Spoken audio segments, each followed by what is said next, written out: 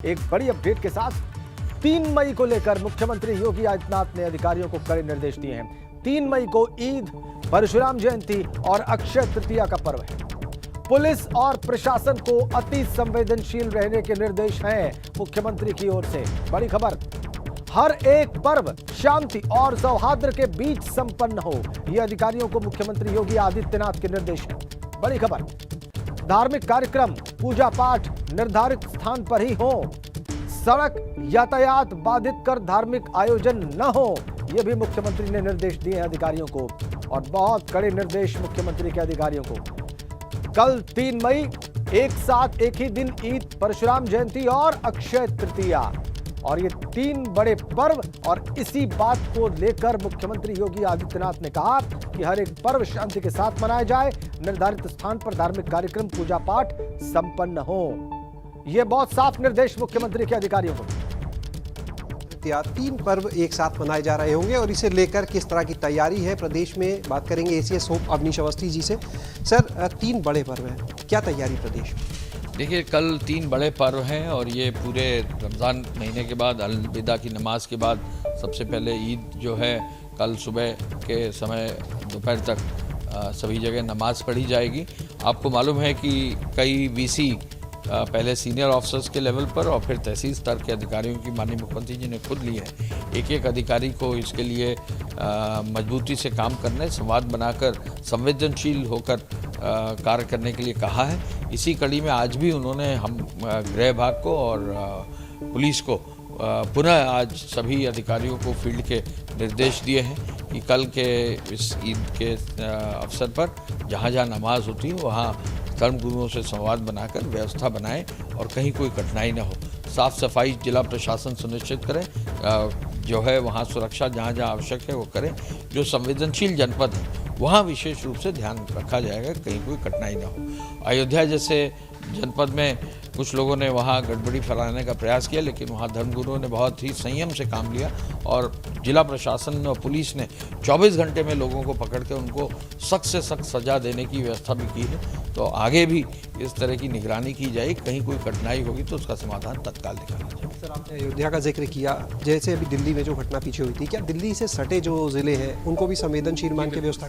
जो दिल्ली से सटे जिले हैं उन पर विशेष संवेदनशीलता है, वहाँ पुलिस बल भी अतिरिक्त दिया गया है और निरंतर मॉनिटरिंग करने का भी निर्देश दिया गया है। यानी वहाँ पर मोबाइल रहकर जो है अधिकारी निकल कर देखें, कहीं कोई बात ना हो। बेसिक हमारी तरफ से अपील यही है कि यदि कोई कहीं कठिनाई आती है तो जिला प्रशासन और पुलिस को तुरंत बताया जाए, जिससे कि उसका समाधान तुरंत मौके पर ही हो जाए। सर, आज बैठक भी हुई आप लोग की मुख्यमंत्री जी के साथ में, उसमें भी कहा गया है कि परिसर के अंदर सभी धर्म कोई भी हो, एक तो परिसर के अंदर सभी अपने जो क्रियाकलाप हैं धर्म से जुड़े करें और यातायात बाधित ना हो, तो इसे लेकर भी अपील कर रहे हैं। जी बिल्कुल। और लखनऊ में जो है डिप्टी सीएम साहब जो है यहाँ ईदगाह की नमाज में शासन के प्रतिनिधि के रूप में जाएंगे और माननीय डिप्टी सीएम साहब के लिए जो है वहाँ से आमंत्रण भी आया है और वो सरकार के प्रतिनिधि के रूप में कल वहाँ मौजूद रहेंगे। तो ये थे हमारे साथ में एसीएस होम अवनीश अवस्थी जी, जिन्होंने बताया कि किस तरह की व्यवस्था की गई है। जो अगर बात करें अयोध्या या दिल्ली से सटे जो इलाके उन्हें संवेदनशील मानकर अतिरिक्त व्यवस्था की गई और सरकार के प्रतिनिधि के रूप में खुद डिप्टी सीएम जो है वो इस आयोजन में लखनऊ में शामिल भी होंगे ईद के आयोजन में। कैमरा सहयोगी हरिओम के साथ शैलेश अरोरा, एबीपी गंगा, लखनऊ। देखा आपने, एसीएस होम अवनीश अवस्थी ने बताया कि क्या इंतजामात हैं, क्या मुख्यमंत्री के निर्देश हैं, किन बातों का ध्यान रखना होगा कल, और शासन के प्रतिनिधि के तौर पर जो ईद की नमाज होगी उसमें डिप्टी सीएम जाएंगे, ये भी उन्होंने बहुत स्पष्ट किया है। शैलेश अरोड़ा उनसे बात कर रहे थे, इस वक्त हमारे साथ फोन लाइन पर जुड़ गए हैं। शैलेश, हमने आपकी सारी बातचीत देखी, सुनी हमारे दर्शकों ने, और ये बहुत ही महत्वपूर्ण निर्देश मुख्यमंत्री के, चूंकि कल का दिन बहुत बड़ा है। आप इसके अलावा ये जो बातें सामने आई हैं एसीएस होम अवनीश अवस्थी की, इसके अलावा जमीन पर आप क्या देख रहे हैं? देखिए, निश्चित रूप से तैयारियों को लेकर काफी ध्यान दिया जा रहा है और अगर बात करें जहां जहां पर देखिए सबसे बड़ी नमाज होती है उन जगहों पर सबसे ज्यादा ध्यान दिया जा रहा है। इसके जहां पर सबसे ज्यादा जमाती जुटते हैं, देखिए इसके अलावा जो संवेदनशील जिले हैं वहां पर सबसे ज्यादा निगरानी रखी जा रही है। अगर बात करें जैसे लखनऊ में ऐशबाग ईदगाह है तो वहां पर आम दिनों में जब नमाज होती है ईद की, कोरोना काल के पहले की बात करें तो 4 से 5 लाख जमाती वहां पर आते हैं। तो ऐसी जगहों पर क्योंकि जब इतनी बड़ी संख्या में जमाती पहुंचते हैं तो परिसर के अंदर भी उनकी जगह पूरी नहीं होती है और सड़कों पर भी नमाज अदा होती है।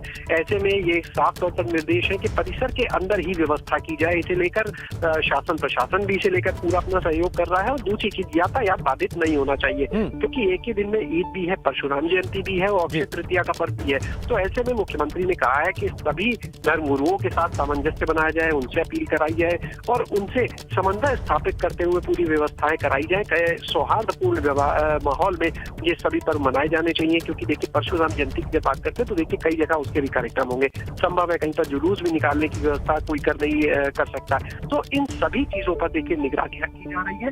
अयोध्या का जिस तरह से जिक्र किया गया, क्योंकि अभी कुछ दिन पहले ही अयोध्या में जैसा देखा गया माहौल खराब करने की कोशिश हुई थी, लेकिन जो सिचुएशन थी उनको बहुत अच्छे से हैंडल किया गया वहां पर, तो वहां पर खास निगरानी रखी जा रही है। इसके अलावा जो दिल्ली में, क्योंकि देखिए जो जहांगीरपुरी की घटना हुई थी उसके बाद से संवेदनशील मानते हुए दिल्ली से सटे जो जिले हैं, पश्चिमी यूपी के जो जिले हैं, वहां पर निगरानी रखी जा रही है। खासतौर पर अतिरिक्त पुलिस बल जो है वहां पर दिया जा रहा है।